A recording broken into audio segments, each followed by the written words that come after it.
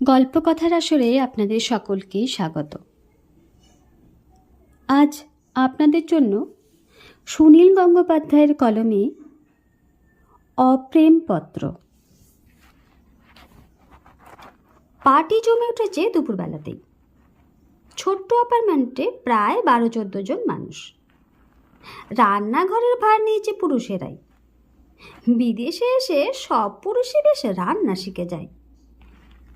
মন্টু দারুণ বিরিয়ানি রান্না করে। বন্ধু বান্ধবদের মধ্যে যে কোনো বাড়িতে খাওয়া দাওয়ার ব্যাপার হলেই মন্টুর ডাক পড়ে। এমনই রান্নার নেশা মন্টুর যে সে সময় সে তার স্ত্রী নীলাকেও রান্নাঘরে ঢুকতে দেয় না। আজিজ নীলুরা মাছ কুটছে, তরকারি কাটছে। প্রত্যেকেরই হাতে বিয়ারের টিন কিংবা সিগারেট। মেয়েরা সেজে গুজে বসবার ঘরে বসে প্রাণ খুলে শাড়ি গয়না, কে নতুন গাড়ি কিনলো, কে ছুটিতে দেশে যাবে, এই আলোচনা চলছে। আজ রান্নায় হাত লাগাতে হবে না বলে তারা খুব খুশি। এই পার্টির মধ্যমণি একটি 6 মাসের শিশু। সে শুয়ে আছে একটা লাল মকলম বিছানো দোলনায়। খুব সুন্দর করে সাজানো হয়েছে তাকে। মাথায় একটা পালকের মুকুট। কেউ আদর করতে এলেই সে ফোকলা দাঁতে খটখট করে হাসছে। ভালো নাম এখনো রাখা হয়নি, ওর ডাকনাম বাবু। মালা আর ফিরোজ কারুকে উপহার আনতে বারণ করেছিল। আজ তাদের ছেলের জন্মদিন না, কোনো উপলক্ষই নেই, এমনি ছুটির দিনে হইচই। মালা সদ্য তার বাচ্চাকে নিয়ে ঢাকা থেকে এসেছে বন্ধু বান্ধবরা এই প্রথম ফিরোজের সন্তানের মুখ দেখবে বলে। উপহার আনবে না? অনেক রকম বেলুন আর খেলনায় ঘরের একটা কোণ ভরে আছে। ফিরোজ একটা বার কাউন্টারও খুলেছে। সেখানে কারুকে বিয়ার, কারুকে ভদকা দিচ্ছে গেলাসে গেলাসে। মেয়েরা এসব খেতে চায় না। ফিরোজ খুব চেষ্টা করেছে তার ঘনিষ্ঠ বন্ধু ফারুকের স্ত্রী পাখিকে ওয়াইন খাওয়ানোর জন্য। মুখের সামনে গেলাস নিয়ে বললে, অন্তত একটা চুমুক দাও। আমি তোমাকে আগে ওয়াইন খেতে দেখেছি প্রফেসর লোহারের বাসায়। এই সময় টেলিফোন বেজে উঠল। ফারুক দাঁড়িয়ে আছে টেলিফোনের কাছে। সে তুলে বলল, হ্যালো, গুটেন মর্গন। কথা বলতে বলতে ফারুকের ভ্রু কুঁচকে গেল। উপাসের কথা শোনাই যাচ্ছে না, সবাই একদৃষ্টে তাকিয়ে আছে। ফারুক মাউথপিস চাপা দিয়ে ফিসফিস করে বলল, রোজা। কয়েক মুহূর্তের জন্য অস্বস্তিকর নীরবতা। বাচ্চার দোলনার কাছ থেকে মালা তীক্ষ্ণ স্বরে বলল, কি চায় সে? ফারুক বলল, ফিরোজের সঙ্গে কথা বলতে চায়। স্ত্রীর অনুমতি অপেক্ষা না করে ফিরোজ এগিয়ে গিয়ে ফোনটা ধরল। প্রথমে একটুক্ষণ জার্মান ভাষায় কথা বলে তারপর শুরু করলো বাংলায়। হ্যাঁ, আসতে পারো অবশ্যই, এখনই চলে এসো। তোমার স্বামী সঙ্গে আছে? তাকেও নিয়ে এসো। না না, কোনো অসুবিধা নেই, হি ইজ মোস্ট ওয়েলকাম। আমার এই নতুন বাসার ডিরেকশন বলে দিচ্ছি। হপনবার্গে নাম্বার, সেখান থেকে কাইজার স্ট্রাটের কর্নারে 11 নম্বর ট্রাম, ও গাড়িতে আসবে। তাহলে ফোন রেখে দিয়ে ফিরোজ বলল, রোজা আর তার হাজব্যান্ড আমাদের ছেলেকে দেখতে আসছে। আমাদের অফিসে কাজ করে লুইভিট, তার কাছ থেকে শুনেছে। মালা বলল, তুমি তাকে আসতে বললে? কেন আসবে? ফিরোজ মালার কাঁধ ছুঁয়ে বলল, ওটা এ দেশের ভদ্রতা। বুতলা হয়েও না, আমরাও ভদ্রতা করব। দেখো ওরা বেশিক্ষণ থাকবে না। মালা তবু ভ্রু কুঁচকে রইল। বাচ্চার মুখের দিকে ঝুঁকিয়ে বলল, নজর দিতে আসছে। বারান্দার কাছে দাঁড়িয়ে আছে আহোয়াব আর ডালিম। ডালিম সদ্য এসেছে দেশ থেকে। সে ফ্রাঙ্কফুর্ট শহরটাই এখনও ভালো করে চেনে না। সে ফিসফিস করে জিজ্ঞেস করল, এই রোজাকে? আহবাব বলল, রোজা আগে ফিরোজের স্ত্রী আছিল, 8 বছর পর ডিভোর্স হইয়া গেছে। মালার সঙ্গে ফিরোজের বিয়ে হয়েছে মাত্র 2 বছর আগে। ডালিমও অবাক হয়ে যায়। আগের বউ? সে আসতে চায় কেন?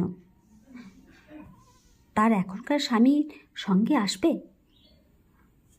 আহবাব বলল, এদেশে এটা কিছু অস্বাভাবিক নয়।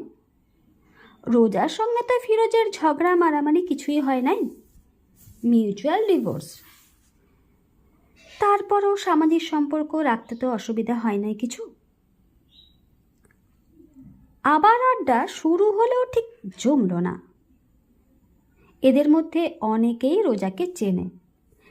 4-5 বছর আগে এই ফিরোজের বাড়িতেই কোনো পার্টি হলে রোজা হই হই করে জমিয়ে রাখত। দারুণ প্রাণবন্ত মেয়ে রোজা। তার সঙ্গে ফিরোজের ছাড়াছাড়ি হয়ে যাওয়ায় বন্ধুরা অনেকে দুঃখিত হয়েছিল।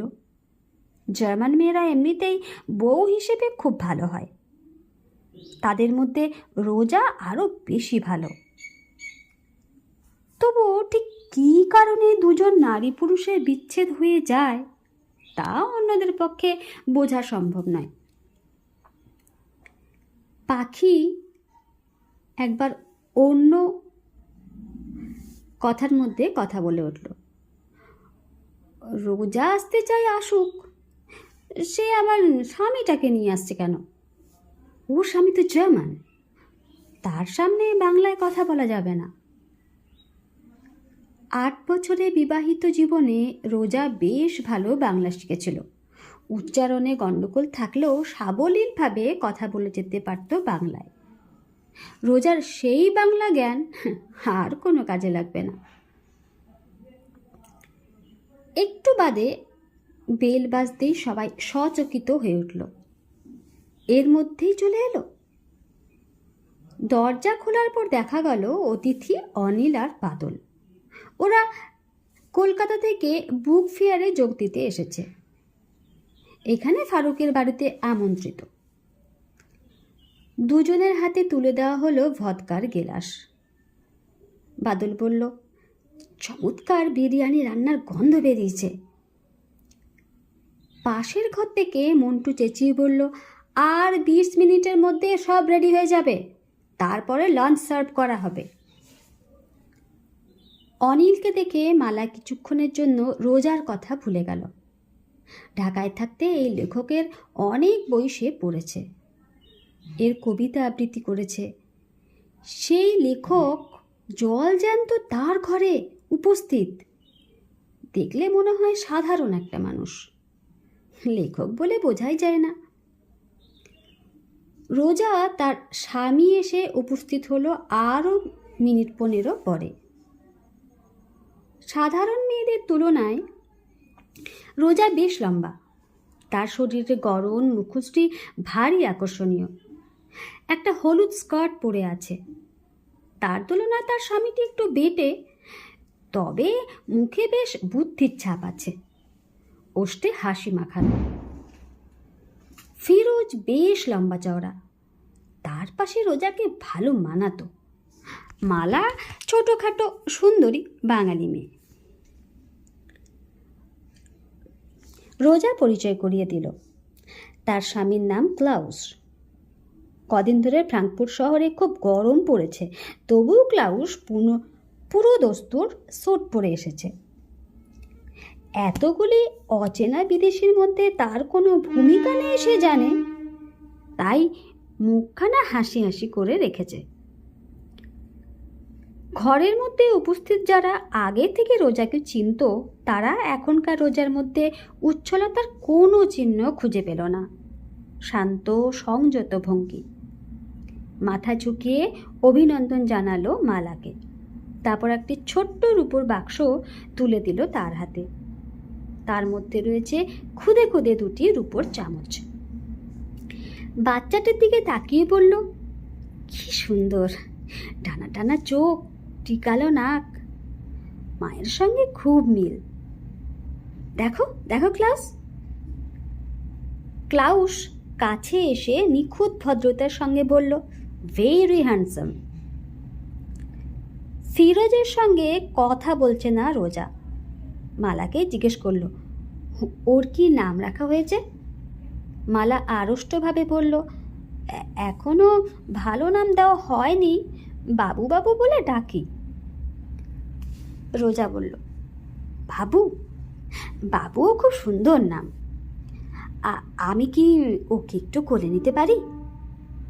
স্পষ্ট আপত্তি আছে মালার, তবু ঘাড় নাড়ল। দোলনা থেকে বাবুকে কোলে তুলে নিল রোজা। তারপর ঘুরে তাকালো ফিরোজের দিকে। ফিরোজের সন্তান তার গর্ভেও আসতে পারত। এ বাড়িতে রোজা নিজের সন্তানকে বুকে নিয়ে এরকম একটা পার্টির মধ্যে ঘুরে ঘুরে বেড়াতে পারত। কিন্তু 8 বছরে বিবাহিত জীবনে তার কোনো বাচ্চাই হয়নি। ফিরোজ এবং রোজা যেন কয়েক পলক বেশি সোজাসুজি তাকিয়ে রইল পরস্পরের দিকে। সেই দৃষ্টির ভাষা অন্য কেউ বুঝবে না। সবাই নিঃশব্দ হয়ে রোজাকে দেখছে। এখন রোজাই কেন্দ্রবিন্দু। বাচ্চাটাকে নামিয়ে রাখতে রাখতে রোজা বলল, তুমি খুব ভাগ্যবতী। রান্নাঘর থেকে অ্যাপ্রন পরা মন্টু এসে বলল, এই রোজা, আমি বিরিয়ানি রান্না করছি, খেয়ে যেতে হবে কিন্তু। রোজা স্বামীর দিকে ফিরে পরিচয় করিয়ে দিয়ে বলল, আবিদ হোসেন মন্টু ফিরোজের খুড়তুতো ভাই, খুব ভালো রান্না করে। তারপর মন্টুকে বলল, আমরা লাঞ্চ খেয়ে এসেছি, এখন তো কিছু খেতে পারবো না, প্লিজ একটা ড্রিঙ্ক নেন, বিয়ার। ক্লাউস জানালো সে কোনো রকম মদ্যপান করে না। বাঙালিরা হঠাৎ কারো বাড়িতে গিয়ে উপস্থিত হলে গৃহস্বামীর অনুরোধে খেতে বসে যায়। জার্মানরা সেরকম খাবে না, তাছাড়া এদের সঙ্গে তাদের সেরকম সম্পর্কও নয়। ক্লাউস আর রোজা কিছুতেই খেতে রাজি নয়। মালা বলল, অন্তত একটা মিষ্টি খেয়ে যান। রোজা বলল, ঠিক আছে, একটা মিষ্টি আর 1 গ্লাস পানি। এবার ওরা বিদায় নেবে। সব মিলিয়ে 10-12 মিনিট। ফিরোজ এদের পৌঁছে দিল সিঁড়ি পর্যন্ত। নামবার আগে রোজা বলল, ঘরে বাচ্চাটা রয়েছে, সবাই সিগারেট খাচ্ছে, বন্ধুদের পাশের ঘরে গিয়ে সিগারেট খেতে বলো। আবার শুরু হয়ে গেল গুঞ্জন। বারান্দায় এসে দাঁড়ানো ডালিম আর আহ্বানের পাশে এসে দাঁড়ালো অনিল আর বাদল। বাদল বলল, জার্মান মেয়ে অথচ বিয়ার খায় না, হে যে দৈত্যকুলে প্রহ্লাদ। অনিল বলল, হয়তো খায়, এখানে খেতে চাইছে না। ডালিম ফিসফিস করে জিজ্ঞেস করলো, মেয়েটিকে তো বেশ ভালোই মনে হলো, ডিভোর্স হলো কেন? আহবাব বলল, মেয়েটা একটা বাঁচা, ফিরোজের খুব ছেলে মেয়ের শখ। বারান্দা দিয়ে দেখা গেল রাস্তায় নেমে গেছে রোজা আর ক্লাউস। ক্লাউস চাবি নিয়ে গাড়ি খুলছে, পাশে দাঁড়িয়ে রোজা। হঠাৎ ফুপিয়ে ফুপিয়ে কেঁদে উঠল রোজা।